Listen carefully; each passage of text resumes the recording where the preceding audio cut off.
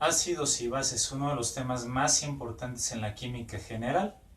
Lo vamos a ver el día de hoy en su introducción, en su primera parte, que consiste en ver las características generales, así como las teorías de ácidos y bases que regulan este tema, o que van a describir a estas sustancias desde diferentes perspectivas que son correctas y que tienen diferentes aplicaciones. Entonces los ácidos y las bases de hecho son sustancias muy cotidianas, las vamos a encontrar en casa. Por ejemplo, tenemos productos como lo son el vinagre, el jugo de limón, el jugo de cualquier cítrico, el jugo gástrico del estómago, el ácido muriático que se utiliza con fines de limpieza, en fin. Mientras que bases tendríamos también sustancias cotidianas como lo son el bicarbonato de sodio, la sosa cáustica que también se utiliza con fines de limpieza en diferentes productos para el hogar, amoníaco, también contenido en diferentes productos con fines de limpieza. Bases como el pepto-bismol, el melox son antiácidos para contrarrestar problemas de agruras o reflujo en general. Bueno, son, como pueden ver, entre otras más sustancias que encontramos en nuestra vida diaria de forma cotidiana, así como en los laboratorios. Veamos las características generales que diferencian los ácidos y las bases. Tenemos, bueno, de entrada que los ácidos que sean comestibles tienen un sabor agrio, como lo viene siendo el jugo de limón, el jugo de uva, entre otros productos que son ácidos. En contacto con las papilas gustativas generan ese sabor agrio, esa sensación en la lengua. Mientras que las bases tienen un sabor más bien amargo, ¿no? Las que, bueno, algunas de ellas son comestibles, por ejemplo el bicarbonato o los antiácidos que se utilizan con fines médicos. Se les agregan saborizantes ya que por sí mismas las bases tendrán un sabor amargo. Igualmente si por alguna razón accidentalmente han probado el jabón, bueno, el jabón es una base también y tiene un sabor amargo. Los ácidos aumentan, antes, el segundo punto, son corrosivos, algunos, sobre todo los ácidos fuertes. Ya que veremos, se clasifican los ácidos en fuertes y débiles principalmente, y muchos de estos ácidos fuertes, bueno, son corrosivos. Mientras que las bases, por otra parte, tienen más bien una textura jabonosa. Al tacto se sienten como general con esa sensación. Tercer punto, los ácidos aumentan la concentración de iones de hidrógeno en agua. Los iones de hidrógeno, que son los principales responsables de que se genere esa acidez en medio líquido, bueno, pues aumentarán en agua. Mientras que las bases aumentan la concentración de iones OH- o iones de hidróxido, o hidroxilo como también se les conoce en agua, y entonces van a llevarnos al siguiente punto, que tiene que ver con el pH. El pH de los ácidos en esta escala va a ser menor a 7.0 unidades, mientras que las bases, por el contrario, tendrán un valor de pH o potencial de hidrógeno mayor de 7.0, lo cual estaremos viendo en el siguiente video, que de hecho ya tengo en este canal. Otra diferencia, bueno, tiene que ver con un indicador universal muy utilizado en todos los laboratorios que se conoce como papel tornasol.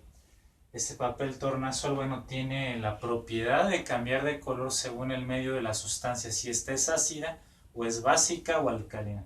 En medio ácido, bueno, el papel tornasol cambiará color rojo, mientras que las bases harán que este papel tornasol cambie a color azul. Estas son las características principales generales que diferencian a las sustancias que son ácidos y a las sustancias que se conoce como bases. Ahora vamos a analizar lo que son las teorías ácido-base principales, que son tres, y vamos a hacer una breve pausa para cambiar esto.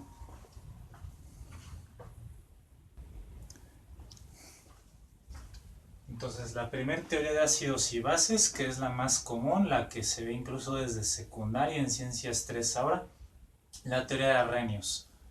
Bueno, lo que nos dice Arrhenius es que un ácido es una sustancia que en disolución acuosa, es decir, disuelta en agua, genera iones de hidrógeno.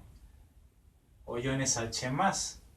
Simplemente tenemos que un ácido, si aumenta la concentración de esos iones de hidrógeno H+ en agua, ya es como tal ese es un ácido.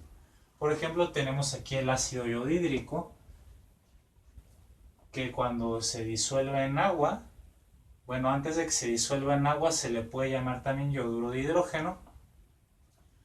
Disuelto en agua, entonces va a generar iones de hidrógeno y iones yoduro. Es decir, que se separa en dos iones. El ion hidrógeno es positivo y su acompañante, bueno, sería negativo. Recuerden que en todas las fórmulas químicas tenemos un catión y un anión, una parte positiva y una parte de carga negativa. Este tipo de reacciones, de forma general, donde se separa una sustancia en sus iones constituyentes, se le conoce con el nombre de reacción de ionización.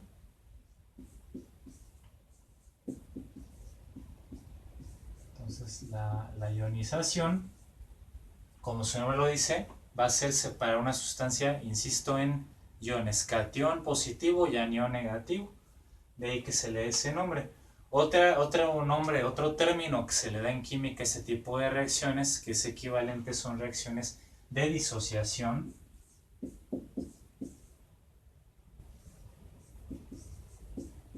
Y la disociación se refiere a una separación, simplemente. Disociar significa separar. En este caso, la molécula de HI, el yoduro de hidrógeno, se separó en dos iones independientes que están disueltos en agua o en solución acuosa, que es este símbolo AC. Ahora, las bases en la teoría de Arrhenius son sustancias que, disueltas en agua o en disolución acuosa, van a generar o aumentar la concentración de iones de hidróxido o H-. Este va a ser el distintivo de las bases. Así como los ácidos siempre se distinguen por generar iones de hidrógeno, H+, las bases se distinguen por generar iones o H- o hidróxido. Por ejemplo, tenemos el hidróxido de sodio, que parte de una forma sólida, disuelto en agua, es altamente soluble en agua. Lo ponemos entonces en disolución acuosa, se va a separar, se va a ionizar o disociar en dos iones, que es el ion sodio, por un lado, y el OH-, ahí está separado, disociado, formando iones, que es el proceso de ionización. De manera general, bueno, vamos a decir que los ácidos siempre en su fórmula química deberán llevar hidrógeno, como es este caso, hidrógeno al principio, y un no metal, que será la parte negativa. De esta manera, si tú ves el hidrógeno al inicio y un no metal después, estamos hablando de la fórmula química de un ácido, que puede ser fuerte o puede ser débil, como vamos a estar viendo posteriormente en este video, cómo diferenciar los fuertes de los débiles. Las bases, de manera general, como la que tenemos aquí, van a tener un metal, un catión metálico, como es el caso del sodio en este ejemplo, y el anión, el ion negativo, que es el OH-, el ion hidroxilo o hidróxido. Entonces, si tú ves que una fórmula química termina con el OH y tiene un metal antes, estarías hablando siempre de una base que puede ser igualmente una base fuerte, una base débil, cuando se disuelve en agua, como vamos a ver más adelante. En eso consiste la teoría de Arrhenius. Y ahora vamos a pasar a la segunda teoría de ácidos y bases, también bastante útil, sobre todo en ciertas reacciones químicas, que es la teoría de Bronsted y Lowry. Conjuntamente, estos dos científicos trabajaron y se dieron cuenta que los ácidos en general, igual que en el caso de cómo lo define Arrhenius, son sustancias que pueden generar o donar iones de hidrógeno. Pero las bases también, otra forma de verlas es que pueden aceptar esos iones de hidrógeno.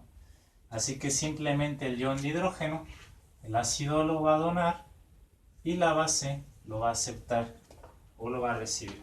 Por ejemplo, el ácido clorhídrico con el agua, el cloruro de hidrógeno, bueno, antes de que sea ácido clorhídrico, cloruro de hidrógeno es un gas que se va a burbujear en agua, va a reaccionar de hecho con el agua y lo que ocurre es una transferencia del ion de hidrógeno en este caso el cloruro de hidrógeno, o también conocido ya cuando se disuelve en agua como ácido clorhídrico, va a transferir un ion de hidrógeno. Este ion de hidrógeno que tiene lo va a transferir al agua en este caso. El agua ahora queda, en vez de con 2 hidrógenos, con 3 hidrógenos y la carga positiva de este ion. Mientras que el ácido clorhídrico, cuando pierde ese hidrógeno, queda únicamente con el cloro, que ahora es el ion cloruro disuelto en agua. Y así entonces tenemos esa transferencia. El ácido dona el ion de hidrógeno al agua, que en este caso entonces el agua estaría actuando como una base, transformándose en este nuevo ion H3 o más. Este ion H3 o más de hecho es equivalente al ion de hidrógeno y se conoce como el nombre del ion hidronio. El hidronio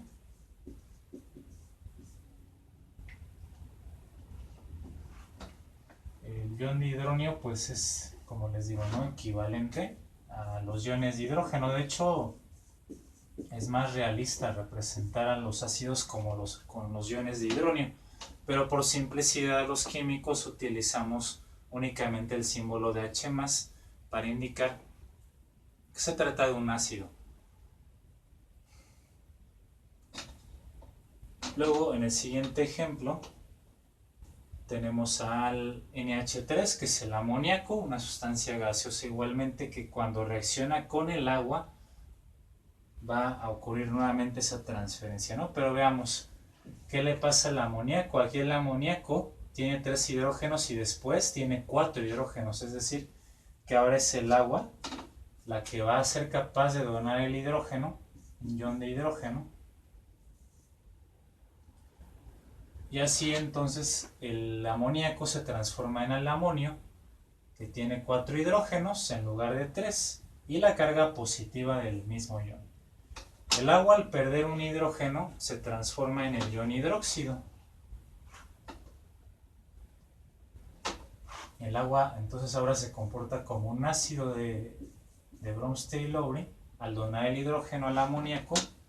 Por lo tanto, el amoníaco va a ser la base que está aceptando, está recibiendo ese ion de hidrógeno, transformándose en amonio, y el agua se transforma al perder el hidrógeno en hidróxido. De hecho, ahí estamos viendo que los hidróxidos ahí aparecen nuevamente, al igual que lo vimos en la teoría de Arrhenius. Los iones hidroxilo o hidróxido son responsables de la basicidad de la sustancia. Aquí se están generando también esos iones de hidróxido. Y en el caso del ácido, bueno, tenemos al ion hidronio, como les digo, es equivalente al ion de hidrógeno. Básicamente el ion hidronio, que es el ion de hidrógeno H+ hidratado con una molécula de agua, o el agua más un ion H+, eso es lo que está formando el ion de hidronio. También les digo, responsable de hecho de la acidez de forma más realista. Y entonces de hecho se toma indistintamente el ion hidrógeno y el ion hidronio. En química, en ácidos y bases, se toma indistintamente como pues sustancias ácidas, ¿no? o iones responsables de generar la acidez. Finalmente, en la teoría de Bronsted-Lowry lo que tenemos que identificar son lo que se conoce como pares de ácido-base conjugado. Pares ácido-base conjugado que son útiles para pues, describir estos sistemas ácidos básicos. Se va a escribir primeramente la sustancia ácida en la parte superior y en la parte inferior la sustancia básica, la base conjugada. Sí, por ejemplo, aquí tenemos el ácido clorhídrico sería nuestro primer par, y su base conjugada. Únicamente lo que tienes que hacer es quitar el hidrógeno. Quitamos el hidrógeno, entonces al quitar este hidrógeno quedó el ion cloruro. El cloruro entonces es la base conjugada de este ácido clorhídrico. mientras que el agua, al ser la base, bueno, la base se tiene que escribir abajo, dará origen a un ácido que su conjugado, en este caso el ion H3 o más, el ion hidronio. Sí, cuando nosotros quitamos un ion hidrógeno al hidronio, queda el agua. O si tú le agregas al agua un ion de hidrógeno, pues queda el ion de hidronio, como lo quieras ver. Siempre el ácido tendrá un hidrógeno de más respecto a su base conjugada.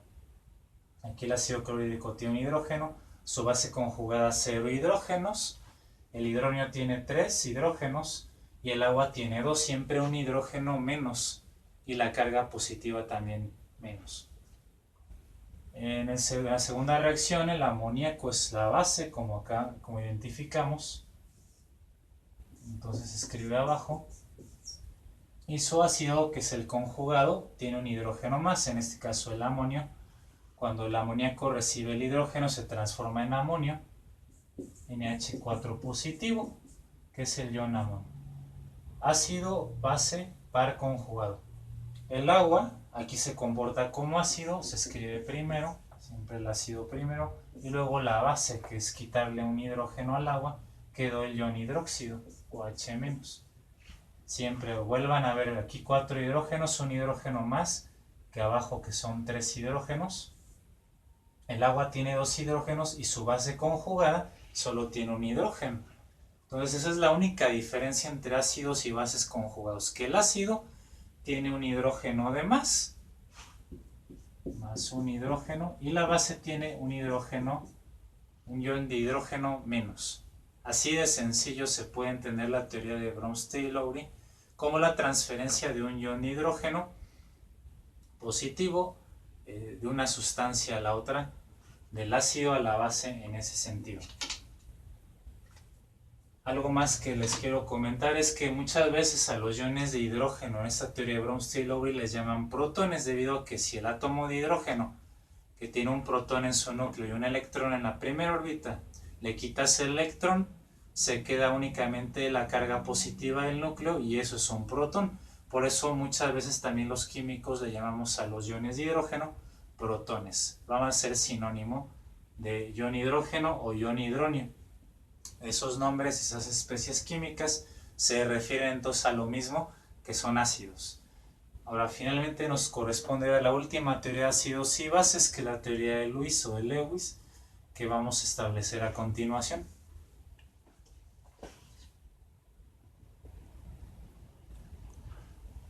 La teoría de Lewis o de Lewis nos dice que un ácido es una sustancia capaz de aceptar un par de electrones. Entonces aquí vamos a hablar de aceptar, pero ya no iones de hidrógeno, protones o hidróneos, sino electrones en pares. Y las bases sería lo contrario, una sustancia que puede donar un par de electrones.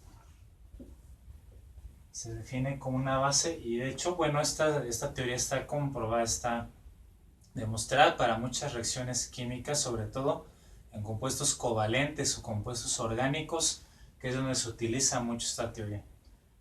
Entonces vamos a ver un par de ejemplos. Primeramente esta sustancia, que es el trifluoruro de boro. Vamos a ver si corresponde a un ácido o una base. Entonces Lewis pues establece sus mismas estructuras. Vamos a establecer la estructura de esta molécula. El boro es el átomo central, mientras que tiene 3 átomos de flúor que están en la periferia. El boro está en la familia 3, por lo tanto también tiene 3 electrones de valencia. El flúor está en la familia 7, también tiene 7 electrones de valencia, representados con las cruces. Y entonces se tiene que cumplir la regla del octeto, ¿no? Recuerden, para que un átomo sea estable debe completar en la capa de valencia o capa externa 8 electrones. En este caso el flúor, bueno, tiene 7, solamente le faltaría 1, es el más cercano, además de que es el más electronegativo de la tabla periódica, así que va a tener prioridad para completar esos 8 electrones de valencia. Como son no metales, bueno, estrictamente el boro es un metaloide, pero se comporta como un no metal en este compuesto y formará enlace covalente polar. compartiéndose un par de electrones cada uno de estos átomos. Recuerden cómo se forman estos enlaces. Y también ya tengo esos temas en este canal, por si no los tienen dominados. Bueno, hay que aprender ese tema primeramente. Cada par de electrones compartidos representa entonces ya un enlace covalente formalmente establecido. Otro par de electrones, otra línea que representa el enlace covalente, y lo mismo en la parte de abajo. Bueno, entonces los átomos de flúor ya completaron los 8 electrones, de hecho. Estos electrones están libres o son electrones de no enlace, pero cada átomo de flúor efectivamente tenía 7 más 1 que comparte con el átomo de boro, ya son 8 electrones de valencia y tienen su octeto completo. Sin embargo, vamos a ver qué pasa con el boro. El boro tiene 3 propios más 3 que le comparte cada átomo de flúor, son 6. Para 8, 2. Es decir que el boro de hecho tiene un orbital atómico aquí, tipo P, vacío, que es capaz, al estar vacío, de aceptar o de recibir 2 electrones.